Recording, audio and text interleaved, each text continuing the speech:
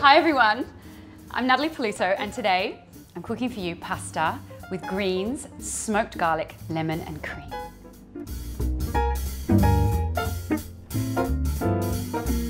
I'm using silver beet today because it's so abundant at the moment here in Queensland.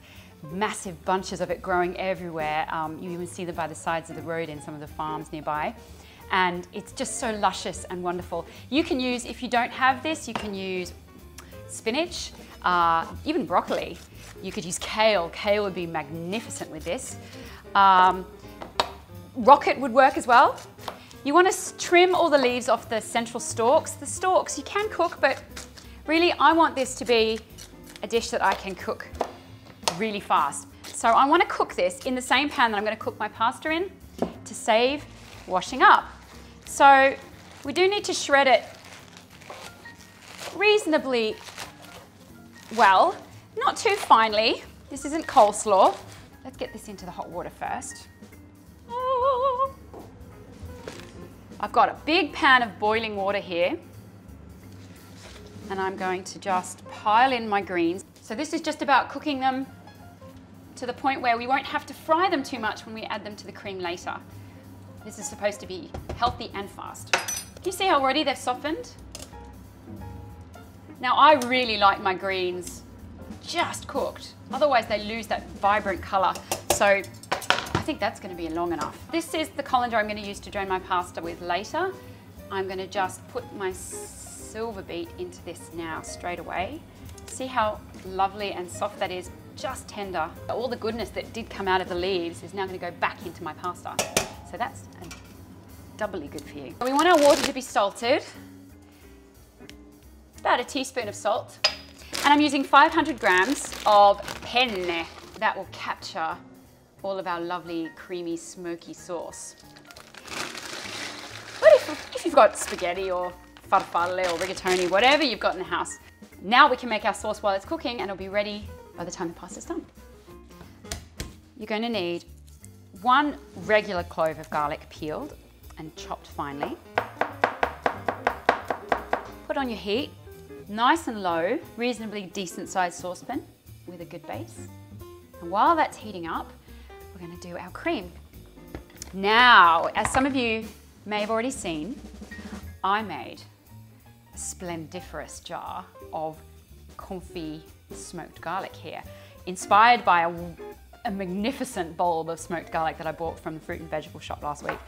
That was begging to be made like this. Now, oh, this whole jar is just like one atomic garlic time bomb. Now, I'm going to use an obscene amount of them, probably 4 or 5, because I can. This is very evil but very luscious cream. It's thick cream. I've also mixed half-half with sour cream. Oh, creamy. Okay, so what I'm going to do is blend this smoky garlic with my cream. Voila. Now, that is essentially cream aioli, but smoky. Perfect. And that's it. So, reasonably hot pan. Not too hot because we don't want that garlic to burn. We want it to just be soft and golden. It's also a really good tip is to put your oil in when your pan is hot because it immediately goes much more liquidy when it hits a hot pan. If you put your oil in first, you'll probably put a lot more oil in at the beginning on a cold pan.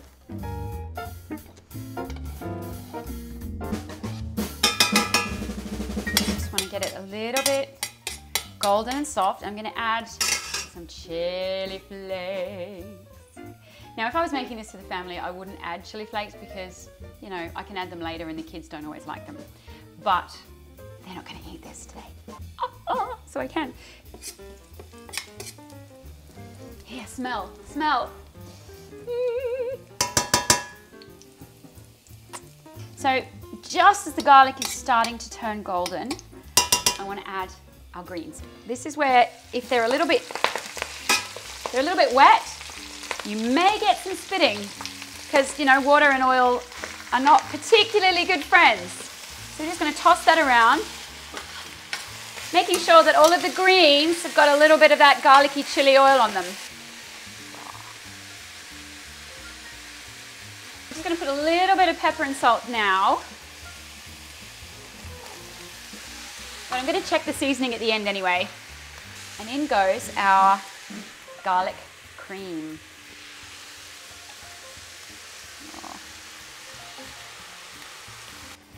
So gently fold your greens through the cream. And as it starts to cook down, it will become thicker and a little bit more egg yolky, like a kind of goldeny white. And we really want to get that sort of thick, saucy consistency going. So it's about cooking it down just so it's thick enough, but not so thick that you don't have any sauce left, because that's no fun. See, I think that still needs a little bit longer. After a while, you get really good at testing. Oh, hot! How? No forks. I don't have a fork in my drawer. Can you tell it's the weekend? Excuse me. No, that's done. Awesome. Perfect timing. Right. Oh, I want to give you a tip. When you're draining your pasta, always leave a little bit of your cooking water in the bottom of your pan. Because if you've let your sauce get a little too dry, that lovely salted pasta water helps to bump up the sauce. And actually, any sauce benefits from a little bit of pasta sauce water at the end. Pasta boiling sauce water thing. Liquor. Liquor? Ew, I'm going to say the word liquor. Yeah.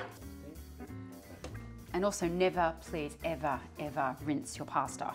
That is criminal. What you do when you do that is you wash off all the wonderful starch that the pasta has spent all that lovely time cooking with, and the sauce sticks to that. And if you rinse it, it's just slippery and, you know, ugh, don't do it.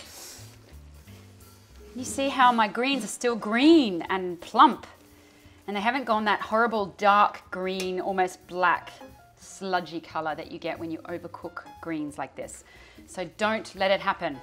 Keep them nice and soft and vibrant. So I want to add some lemon, okay? Now,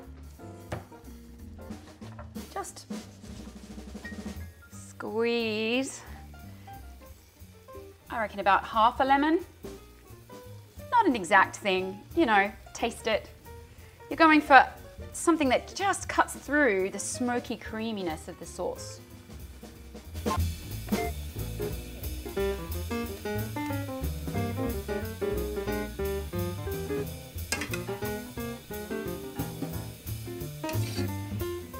Giving it a good stir helps to mix the starches from the pasta into the sauce. Gives it a little bit of extra creaminess. To finish it off, I have, I don't know, about 100 grams-ish of freshly grated Parmesan cheese. You could add this at the end. You could add this into the sauce before you put the pasta in. I like to just add it at the end like this. And this just finishes off the creamy, yummy cheesiness.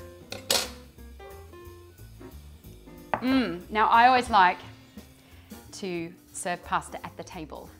I think it's such a wonderful way of creating a ritual around dinner, and my kids anticipate it and they eat better when I give it to them as a community, as a family. Oh, wow. If you're gluten intolerant, use gluten-free pasta. If you're vegan, I can't help you. Actually, if you're vegan, just don't put cream in it. This is perfectly lovely just with olive oil. So it's valuable, versatile even.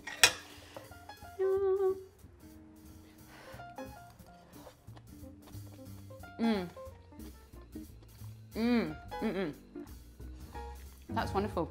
Just the right amount of lemon, just the right amount of chili, and you can just get that smoky richness from the smoked garlic. Yum. Well, if I can stop eating long enough to talk to you. You should try this. Please tell me if you do. Make sure you tag all your photos The Hungry Soprano, because if you don't, I can't find them always. And then share away on all the usual channels. Subscribe to my YouTube site though, if you want more of this. I hope you do. And if there's something that you'd really like to see me cook, let me know. Email me, shoot it into the comments, and maybe I can give it a go. Until next time, bye.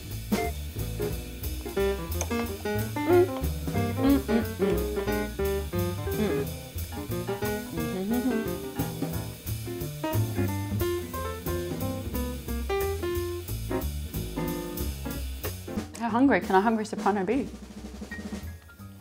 Clearly very hungry.